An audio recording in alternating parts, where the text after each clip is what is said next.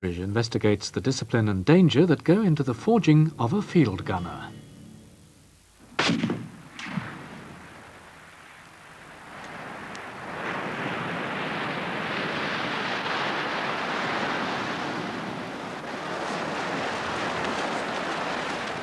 In 1899, at an embarrassing moment in the Boer War, the Royal Navy took to its feet.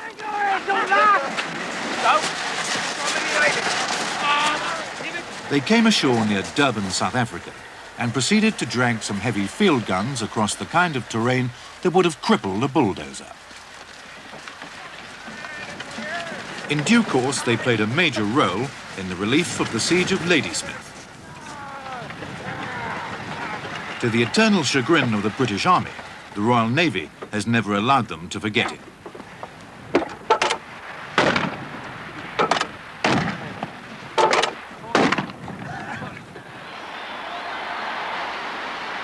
"7,000 miles north of Ladysmith, 80 years and a lost empire later, that engagement is still uniquely commemorated.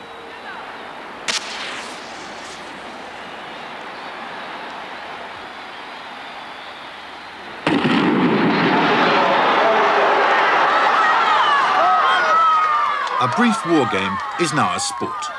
For generations, the Royal Navy's field gun competition has been a paramount spectacle at the annual Royal Tournament at Earl's Court, London. It's between three fiercely competitive teams: Portsmouth, Devonport and Fleet Air Arm.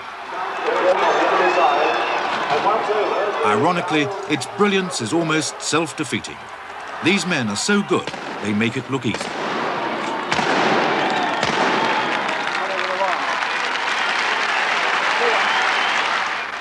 Whale Island, Portsmouth, more formally known as HMS Excellent, is where the Royal Navy used to instill the fear of God and gunnery instructors into sailors. These days, it's appreciably more relaxed, unless, that is, you're a field gun competitor. Field gunners don't walk, they run everywhere. Field gunners don't skive. If they skive, they're no longer field gunners. Field gunners have to submit themselves to a discipline and physical regimen that would break most men and kill some. Field gunners are all volunteers. The preliminary selection tests are not even O-level standard. At Portsmouth, who we follow in the film, they're invigilated by the first-team trainer, Derek Cousins.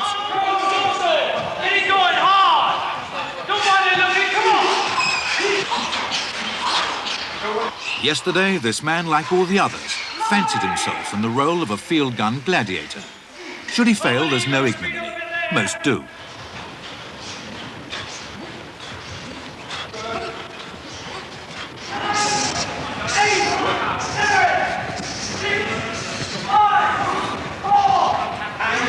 Just the warm-up session. That was Peter Scott, Portsmouth's second-team trainer, who makes Dracula look like the Secretary-General of the Red Cross.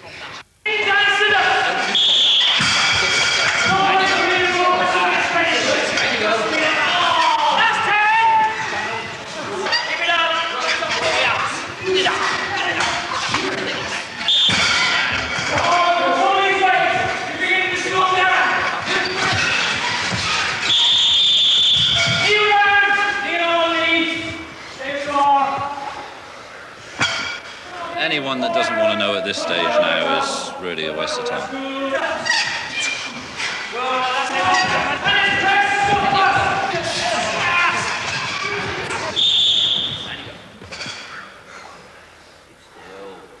Yourself, I would like to see you again.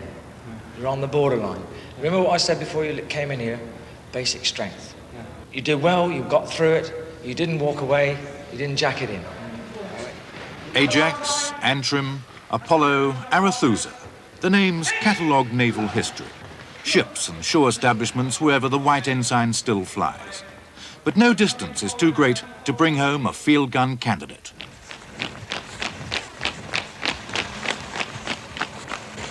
If you get caught walking, hands in pockets, anything, especially walking, you end up with 20 press-ups, like, you know. That's the main thing. And it's just to keep you in trim, keep you fit. You also get your white rats. Anybody sees you walking, they tell the trainers, that's it, down you go. Press-ups, star jumps. So just to keep you in trim. What magistrate would sentence you to run around with 90 pounds of stuffed blue elephant on your back? Sentences are summary, punishments frequently bizarre. Occasionally, they're cruel. Right, remember, we've all got different standards of punishment.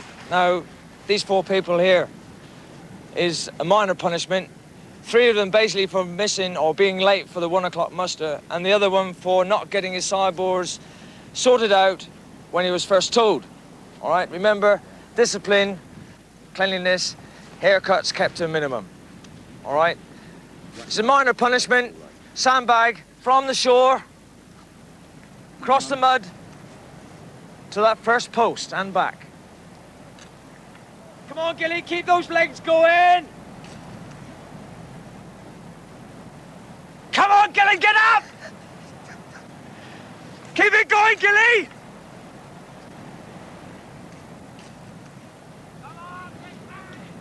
Come on, big fans!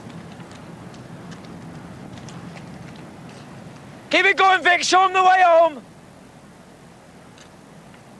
Don't get that sandbag dirty! Keep working those legs. You got the circuit to finish with?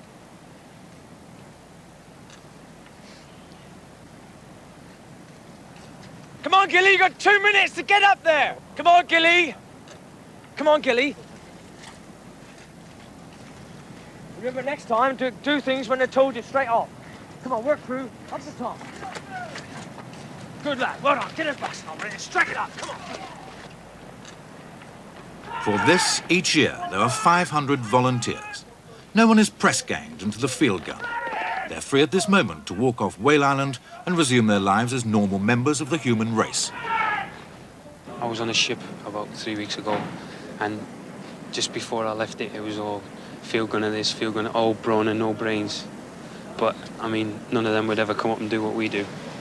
You know, we're not the elite, far from it, but I like to think that we're doing something that not many people can do. And it's worth it all in the end, I hope. Go! Line back! Line back! Like they're dealing with heavy weights. You're talking about 800 weight barrels and 400 weight carriages. And if they're not aggressive, if they don't pick something up as if they intend to pick it up and do something with it, then they're going to end up getting hurt. So they've got to be aggressive. Their nature's got to be aggressive. His legs going, they feel like jelly now, right? Keep him going. Drive it, come on. Come on, drive it. Last one, last one. It takes 1 year to prepare a field gunner for a public appearance at Earl's Court. 5 months getting fit, 7 months mastering technique and learning to withstand unreasonable physical pain. Since Ladysmith, field gunners have had a motto. Inevitably, the limit varies, and for some, the beyond is unattainable. Right. Do you realise what I got you in here for? Right. You found it hard. You've done everything that you've been told. All right. I'll give you a due. You worked hard there. All right. But I must say, at this stage, you've got so much to do, I'm afraid we can't take it. All right? I know how you feel about this. All right? You've done bloody hard. Okay? Tomorrow morning, all right, return your boots to the PTI, come in and see me, and what I will do, I will ring Centurion. You haven't failed. Put it this way, you haven't failed. I can't use you this year. We can use you 79, all right, 80. You've got enough willpower, you can make the grade. Because although you're not actually good enough for us at the moment, physically, you'll get down there, the state you're in, your keenness, great. All right, your attitude, great. But physically, you'd go down there, if you didn't kill yourself or take a leg off, you'd kill someone else. That's why we're saying no to you. All right? Off you go. Do something about it, all right? And I'll come and have a look at you next year. I wish some other of those out there, the ones that we've got, could just be sat as we are now. They think they've got it made at the moment. Yeah. They haven't. Boys. Why no one's got it made is that even a place in the finally selected 40 doesn't guarantee an appearance at Earl's Court. There's an A crew and a B crew, which is a box of human spares. If I was in B crew, my opposite number, obviously an A crew, would hurt. I'd be over the moon. Because I would then be an A crew, you know. Yeah, all right, I mean, I feel sorry for him, but... I can work behind you. Come on, right in. Good, go. Come on. All arms, come on, get them going now. Lieutenant Peter Forster is nominally in charge, but for once, even the Royal Navy's established chain of command is in abeyance. These men, the field gun trainers, decide who runs. It is unapologetically a man's world. So how do the wise react? Not very well. On the whole, you would say that 90% detest field gun. Some of them don't even like to watch it. Do they come and complain to you and say, what are you doing to my Yes, husband? especially they mainly complain to the PDI. This is why our safest place is behind the bar, serving. And what are they really complaining about? Like they say, yeah, lack of it, yeah. What have you done to my husband? Why does he come home in the evening at 7 o'clock, have his supper and fall asleep? And his empty plate. Then it goes the opposite way. Once they become track fit, they become beasts, you know, and it works the other way around. So, the moment for selection. The first lunar astronauts could hardly have been more apprehensive. Some of you are just realising what it's all about. Right. Next week, or by the end of next week, you will know what it is really about. Starting off, A crew. First swing, Silcock. Second swing, Morby. Number 3, Tutty. Number 4, Piercy. Number 5, Doig. 15, Frost. 16, Vance. 17, is it Curly? 18, Roland. Right, A crew over there, B crew, remainder sit over there. Number 2. For the B crew, emotions are confused. It's like making heaven and being detailed to work in the galley. Old hands who've run before, though to run in successive years is not permitted, are mostly through. And then there's the desolation of those who've made neither team. I just feel like I've been kicked in the head. I'm just down, you know. I feel like dying. You know, my world has just been shattered in the last 5 minutes. That's it, that's all I can say. I just... Sit down and tea. These days, the strategic significance of a 19th century field gun is perhaps even less than that of a catapult.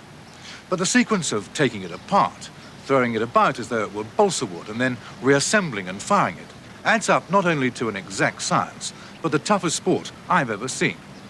It's tougher than American gridiron football. It's tougher than world heavyweight prize fighting. And there's no doubt that the average soccer player would demand a transfer before lunch on the first day. April the 7th, the first day on the training track. From now on, it's about perpetual dirt and injuries. It's not about money or publicity or popular stardom. It is very Royal Navy. 7 meters. East! Good morning and welcome. And many congratulations on being selected for the 1978 Portsmouth Field Gun crew. I know the selection this year has been particularly intense, and I'm very glad that we've been able to get practically everybody we wanted from the fleet in a difficult year for manpower. Now, I thought I'd just give you the benefit of my ideas about what field gunning is about. First of all, you are representing the Royal Navy. That is to say that you are sailors, first, foremost, and throughout. You are not actors, you are not football stars, you are not prima donnas, you are men of the Royal Navy.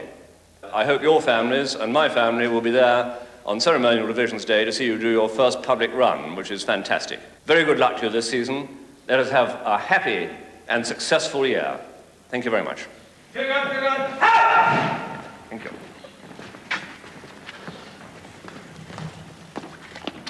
Thank you very much. In the tentative early days, it's the hands that need protection.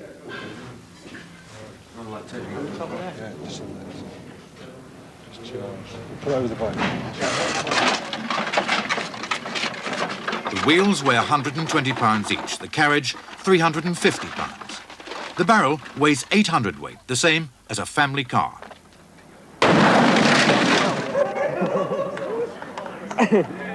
Right, now listen, all right? George is taking charge, now listen, shitting it. 2 good ones, ready? 2-6, heavy! 2-6. Supreme physical fitness is now taken for granted. The next stage is the construction, section by section, of a ballet of extreme violence. In the end, it will produce a perfection which will be understood on the night by practically no one.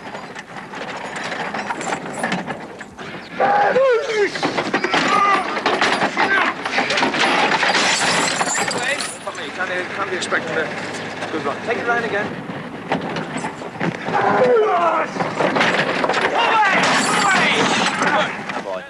Lift. Right, lower. That is how heavy it is. Now, when it starts coming from there, the wheels are going to come off. So you're going to be 240 pounds lighter. Okay, one more gun then. Yeah. Forward, good trap. Okay, no problem. Lift, it's going to go up the wall. Now get aggressive, and I want it up and over. Now. Yeah. You get that iron, that boy. Lift! Drive! Drive it up, drive it up! Drive it up, take your time. Get up! Get it! Keep it going, throw it up. Good rolly. 20 pressos, Gilly! You smile and I'll make you drive. Don't worry about it. Stress. Right.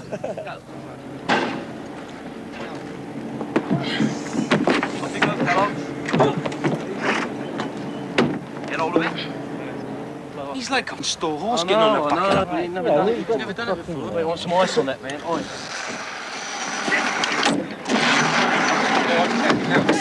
That's better, Wade! I never said go yet! Shake! Press wheels! Go! Check it! Good night, Alan! Spine! Murray, remember, those checks must be in. You just got a nick there. Mind them checks, will ya? Come over my head, you know. Don't mind me. You're a pin. It's all the time. Of the paddocks, I think. There's an esoteric attitude to injury. Doctors are called for only in cases of extreme death. Otherwise, there's the trackside medic, a former house plasterer with an omnipresent disregard for government health warnings. Lift up! Well done. Push through.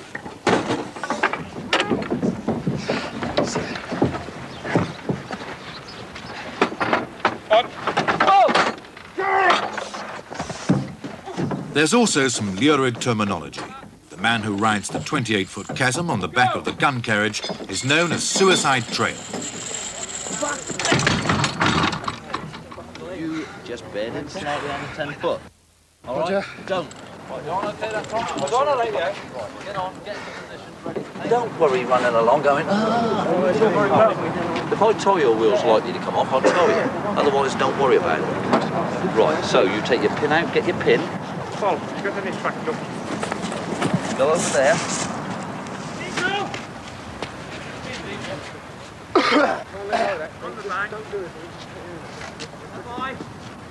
Ready? 2, 3, 4, 5.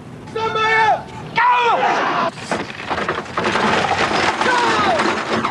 Go!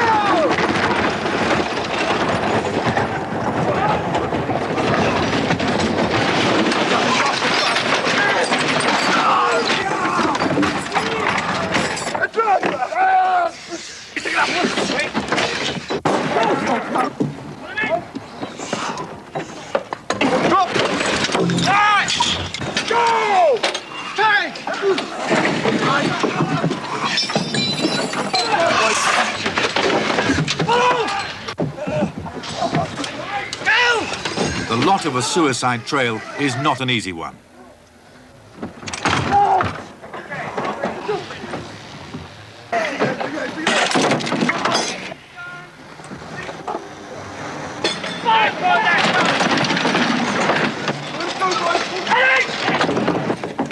do this! Down! Fire!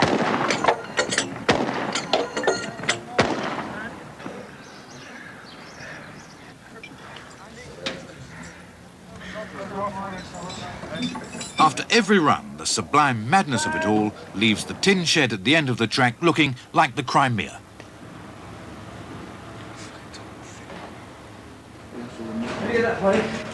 I don't know about the gun, the ring bounced up. Oh, it's just 2 years, right? I just want to bite on Pat. Oh, good woman. Good woman. Yeah, you probably wouldn't have known. Yet Pat Brophy, despite the hole in his leg, will be running again inside half an hour.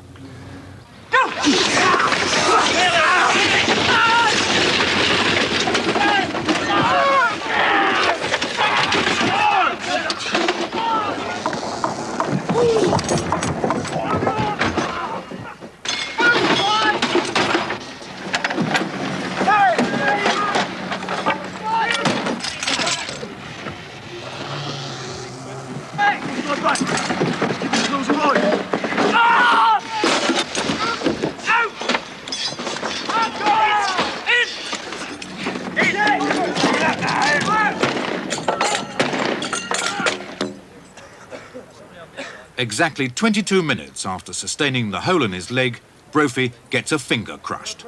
Histrionics are not tolerated. Down you go, Brophy! Skylarking! Okay, clean drill done. Just doing it. Yeah, Doc. Biggie. But again and again, it's the hands that are vulnerable. Field gunning's no place for pianists or portrait painters. A lot of guys lose fingers on the track. And we had one fella, J.J. Evans, in '74. We did a rig, practiced putting a rig up, and it was messed up. So first trainer said, right, lay the rig back down, lads. So we all got underneath the rig and laid it down, and we were moving the rig down. And as we lowered it, he trapped his finger between the shear leg and the top of his boot, like that. Because as it squashed it, he pulled it out. And as he pulled it out, he ripped his finger off. And he didn't realise what he'd done at first. And he looked at it and then he realised, and he started jumping about and shaking. And the doc took him away, and I was stood right next to him, and I picked his finger up out of the dirt, and looked at it, got my handkerchief out of my pocket and wrapped it up, and stuffed it in my pocket to take it home to show the wife, you know, in the evening. Because the doc came out onto the track and shouting about where's his finger, because we want to stitch it back on. You see, so I wandered off somewhere, you know, out of the way, and no one had seen me pick this finger up except the second trainer from the opposite track. And he let it go so far, and then he came over to me and said, look, give him his finger back. So I took my handkerchief out, took the finger out and gave it back to him. And he brought it in here to try and stitch it on. And as it happened, they couldn't stitch it on anyway.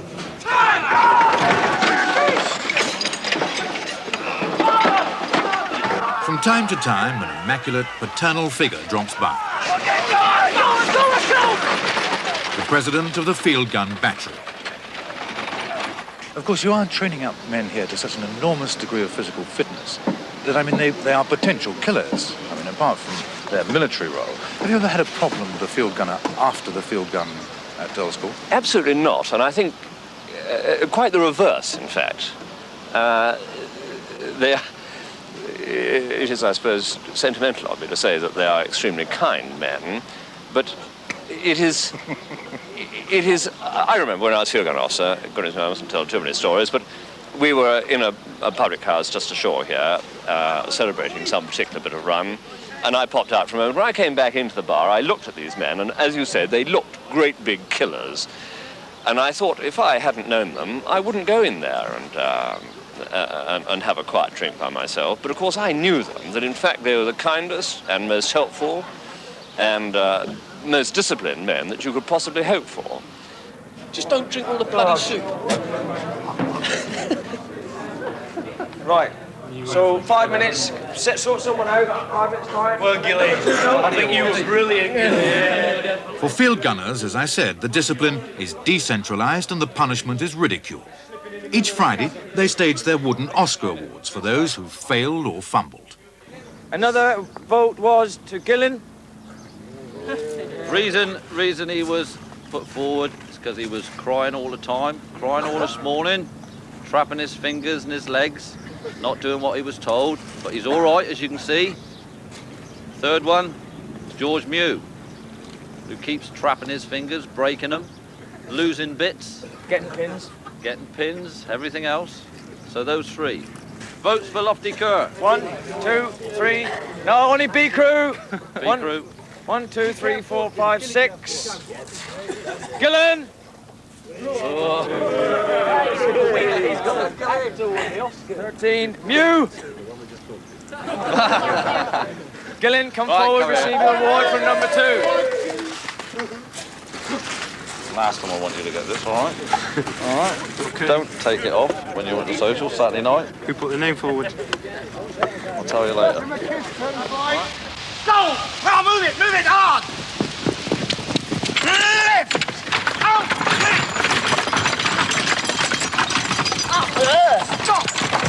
Lift! Field gunning is in the blood. These young men won't make Earl's Court yet, but the obsession is handed down. Wives and mothers appear to have no say in the matter. We asked the wife of Portsmouth's second-team trainer which would win, field gun or marriage. Field gun. No question about it. Well, maybe I'm just talking from Peter's attitude towards field gun. If they're all like him, I should think field gun would win overall. It sounds terrible to say that someone could give up their marriage, but it would be a very slow process of this marriage breaking up if it did. This is why the wives have to be terribly understanding, and some of them just can't grasp it, really. I can understand why. She's had the alternatives. There's her mother in Scotland.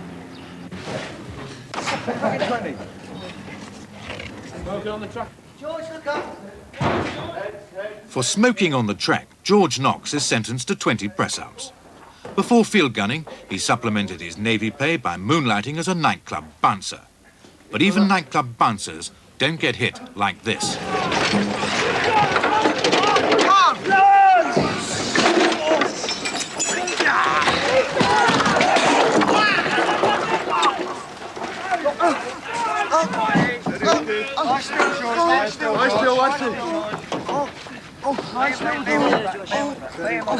Breathing, George, something. See ya.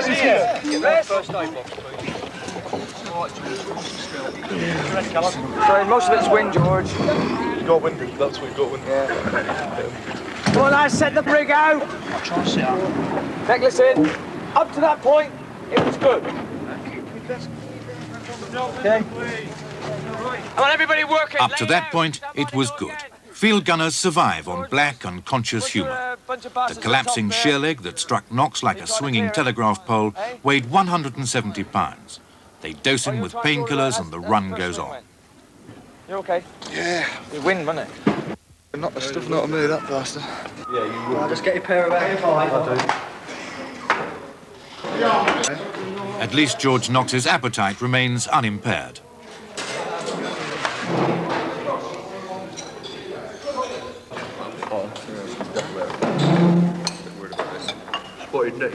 Field gunners, particularly at feeding times, live segregated lives.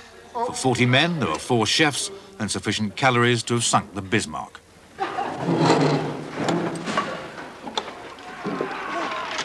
And so, as February turns into May and May blossoms into summer, the running times are pared down by remorseless practice from over 4 minutes to under 3.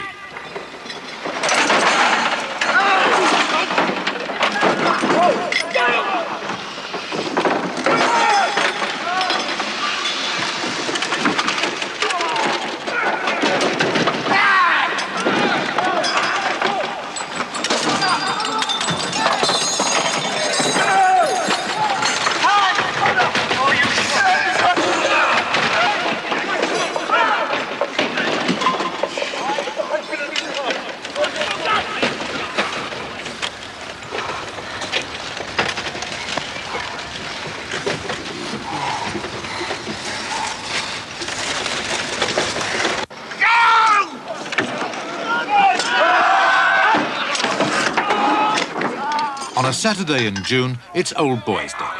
Ex-field gunners and old flames arrive in force. However, any resemblance to similar nostalgic gatherings at Eton is somewhat tenuous. Oh, Daphne! Daphne's all the time. Go, Daphne! Smiling, Daphne! Come on, give that waffle. Daphne, shut your legs, I'll get all in. All right. The loyal Daphne, as it happens, would appear to be even more accident-prone than field gunners themselves. You had an unfortunate experience once over at Earls Court. Tell me about that. I fell over last year on my birthday. No, but you were telling me you had a... Oh, that was last year down here. Can you tell me about the unfortunate experience you had down here last year? I got indecently assaulted and I had to go to Crown Court and he got fined. He had to pay me £50 and he got a 2-year suspended prison sentence. And yet you still support the field gun after that? Yes. But why is that? That seems very crazy. Well, they don't want to lose me. What, you're a kind of mascot, are you? Yes. Yes. How well do you know them? I mean, you seem to know them all by their Christian names. Yes, I do, yes. Yeah, but how well? Quite well. Back on the reality of the track, the euphoria has gone. It's 3 weeks to Earls Court, and they're suffering from a condition all sports coaches dread.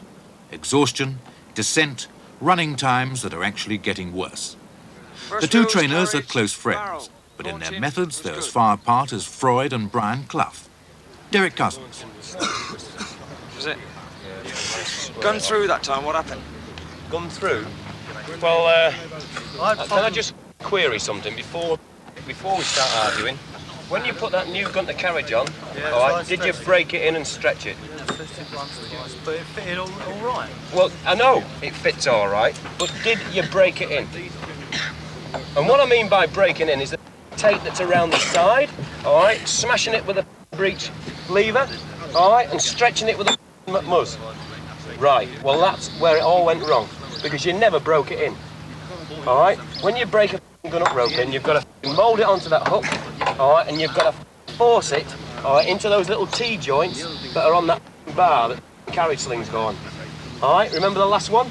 We got to break it in, all right? I'll take the blame for that, but captain of the gun, all right, it's his responsibility, all right? It's your gear, Paddy, and it should have been broken in. That's what that part of. Remember the last time we tried to do it here and we had to put On the far track, where Peter Scott's weapons are the bunched fist and the keel-hauling tongue, the B crew are also floundering in the doldrums. I can't wait any longer, Kellogg's, other than going back to the second week on the track of waiting to you, for you to put your hand up. Hey. What? Explain to me why it come out then. It seemed to come out. There's no explanation at all, is it? It's no good to me. Box jammed on the run home, why? Don't hold it too high again. Otherwise I'll hammer you down to a bit shorter status than you are now, all right? We'll go with the gear laid in. Until you can put something decent together. Stop fucking up shit. One person ruin it every time. Our first trainer at the moment is a fantastic fella. He's all heart, but he hasn't got the sort of aggression that you would expect from a bloke who gets a right sad on, all right?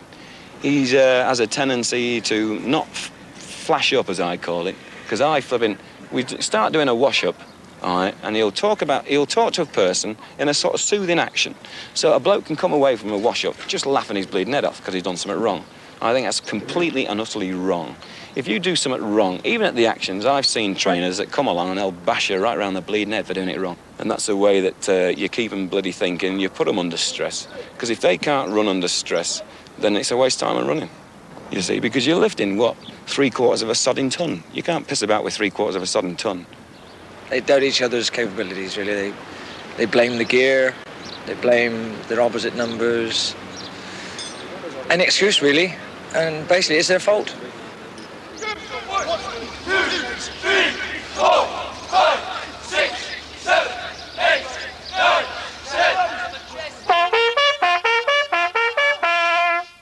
A bugle sounds the final call to regroup, fight and get it right. On the eve of their departure for London, this was the result.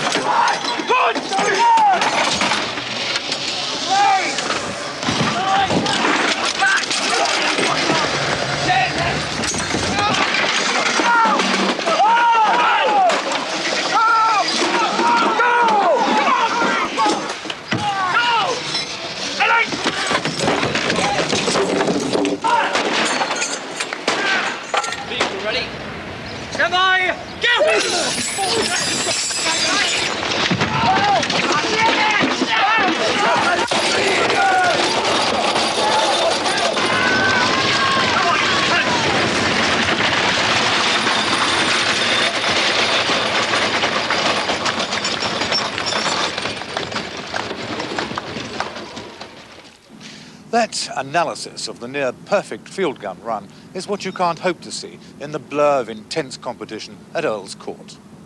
After their near despair of a fortnight earlier, it put Portsmouth in excellent spirits for their advance on the Royal Tournament. In fact, it left them with only one minor problem. A field gun officer whose immense skills as a sailor were not quite matched by his performance on a parade ground. Boss, we can't hear your orders. None of the boys can hear it, I can't hear it, and I'm just the other side of the crew. We're going to have to sort it out. I will pick it up after your Portsmouth. Okay, yeah. So you, after Portsmouth, are just talking to yourself. Okay. So you just carry on talking to yourself and do your saluting. Yeah. Don't forget to salute as well. Good thinking. On the eyes right. Yeah.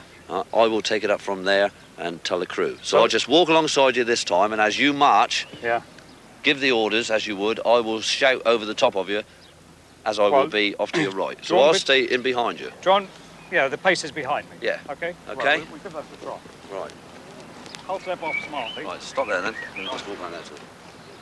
Okay. Right, I'll give a quick march. Yeah. Quick! Out! Portsmouth! Field gun! Ice! Right! Ice! Right!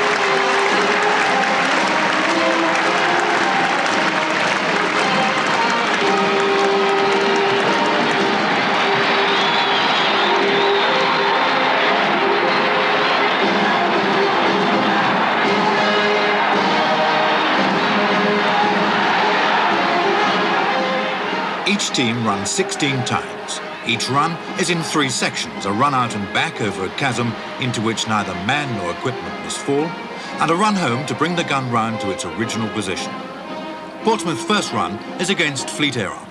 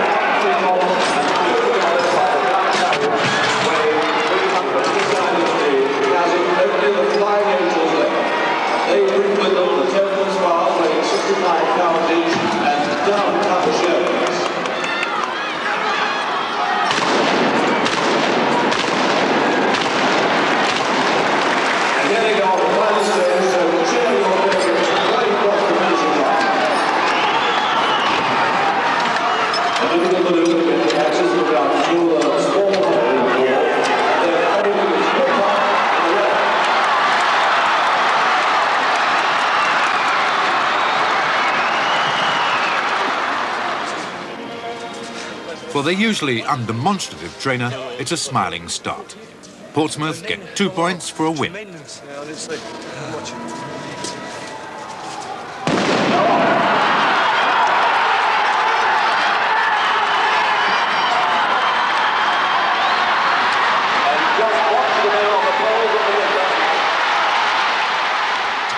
Portsmouth sustain their early form.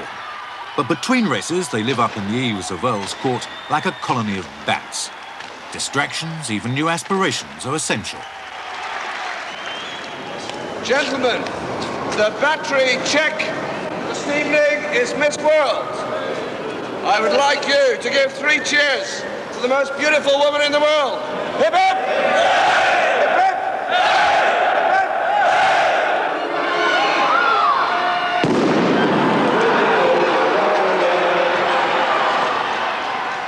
As Miss World returns to another planet, Portsmouth may console themselves that they're right on course for glory. They've dropped Fleet Air Arm and are holding Devonport, the title holders. These, of course, are frequently the reflections of men on the threshold of a fall.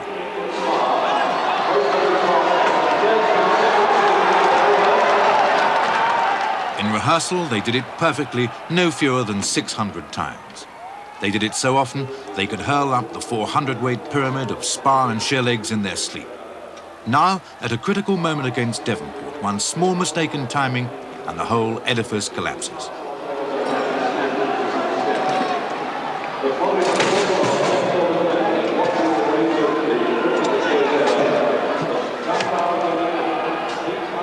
As Portsmouth still fumble against the disgrace of disqualification, Devonport find themselves without a race. The sequel sounds more like a court-martial than an inquest. Present moment is an absolute bloody disaster. I'm ashamed. It is disgusting. So I shall see the producer. It won't happen tomorrow morning, but from there on, we will start at 5:30 in the morning, and we will do some more practice. Right? Right, carry on, please. Yes, please. Right, is the message clear, gentlemen? That was disastrous. Awful. That's 2 runs on the trot, and there is no excuse at all for that sort of field gunning. It is bloody awful. I have never seen field gunning to come against that in my 2 years of battery commander. Disgusting. There's no excuse for it at all. It was a disaster this afternoon, it was a disaster this evening. So, I shall get an early morning practice period, and we'll get in there and we'll get it right. Right, message passed. Okay? And how do you feel about having to train at 5:30 in the morning? Make us worse. How do you mean no? Make us worse. We have a long enough day anyway. It's now 9:30, and I've got to have a bath and shower yet. Some of the lads have gone. We started turning us into robots already. And the environment we're in now is bad enough. When you say no, are you saying you won't train at 5:30 in the morning? If I'm told to train at 5:30 in the morning, we'll be there at 5:30 in the morning. But 3 first trainers, if we get together, we will say no, and I think the BC will, will listen to us, and because if we start training that early in the morning, there's going to be accidents, and you won't have anything at all, except my B crew, which is the best B crew up here. How do you feel now, at this stage, for the overall result? I would say disappointed, but looking forward to the future. Yeah. Do you reckon you're going to win? It's going to be hard, but with the way they're working now, it'll be all right.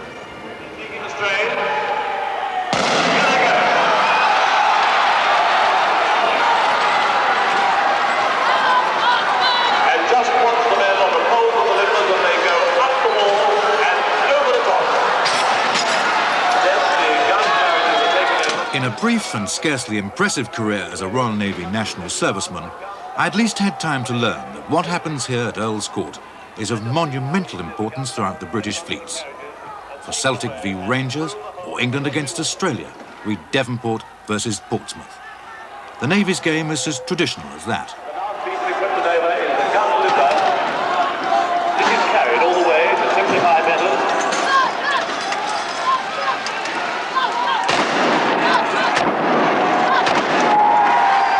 It's also as unpredictable. This run of Portsmouth borders on perfection.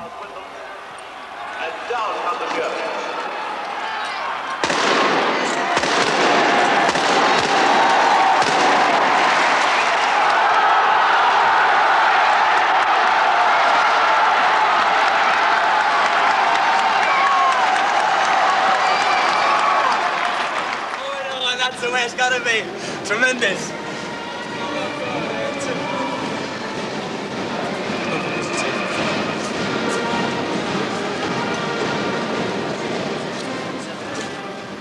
I thought we were going to break the record and everything tonight, but we took the 2 points out, and that's the main thing. But you could feel it when we walked in that blue light. You can't explain it. You've got to be in amongst the 18. Yeah, but when you say you can't explain it, you can't try to explain it. When the lads, when you walked in there, try to explain what you felt about when the blue light comes on, and you march in, you take that first step forward, and every movement, every foot, every movement, every hair, and everybody has got the same movement. Every breath, everybody knows exactly what everybody else is going to do. That is when you've really clicked and the boys have really put it together. And when you're marching up that straight, you don't give a damn about the crowd or the other crew on the other side. You know you're going to beat them because the arms are swinging in time, the feet are hitting the deck at the same time, your head's up, and you know there's a big lump in the middle of your throat saying the 18 of yous are one. That's what we all felt tonight. I could feel it. What's that? What's that? Is that Arnold? Is that the boys? Is that the cats? What is it? All right. Oh, I missed it. No problem, is it? No problem. 2 runs left, no problem now. Cracked it. Cracked a lot. I splintered them now. They're going to have to go flat out now against us. Splintered them. It's been bloody hard this year. Too hard. Oh, good evening, sir. This is the field gun battery officer, Earl's Court. I have the signal. First paragraph, Alpha, 22 July. First by telephone from Earl's Court, then by teleprinter from the Admiralty, the results are instantly propagated to Navy men across the world. Tonight's headlines, Pompey.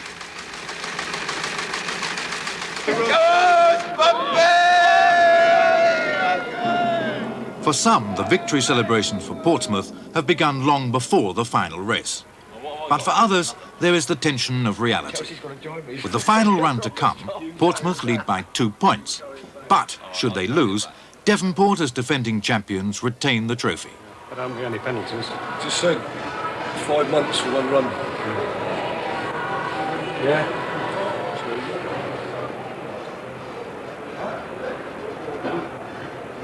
And once that blue light comes on, that's it.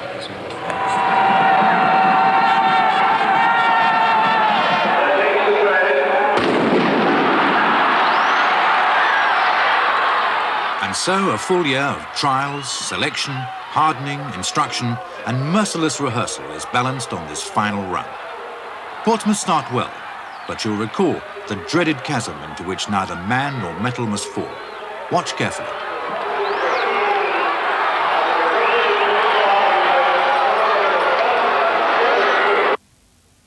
In the split second it takes to fall off a rope, two Portsmouth men plunge into the chasm.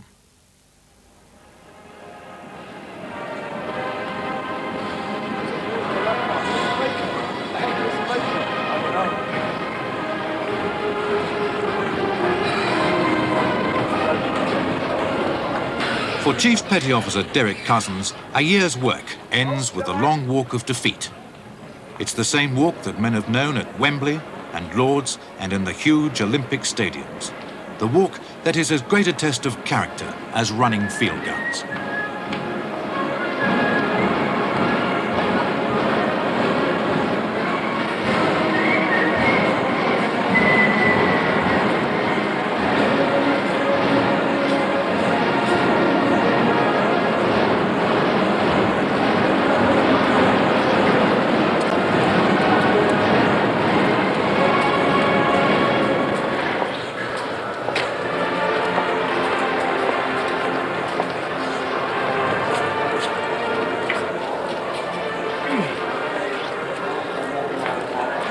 Not a bit zone. When you get caught there. One of the reasons for this is that when a horse comes to the races, Listen, Doc, the racing effect.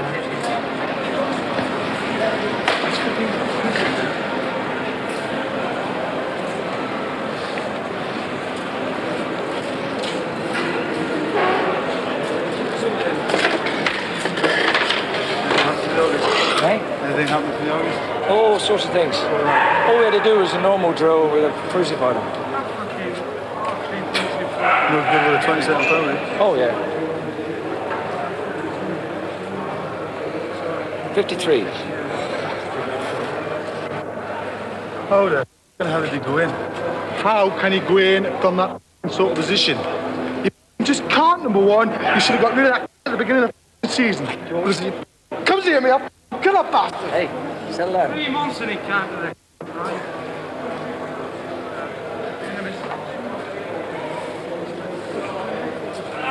1, 2, 3, 4, 5.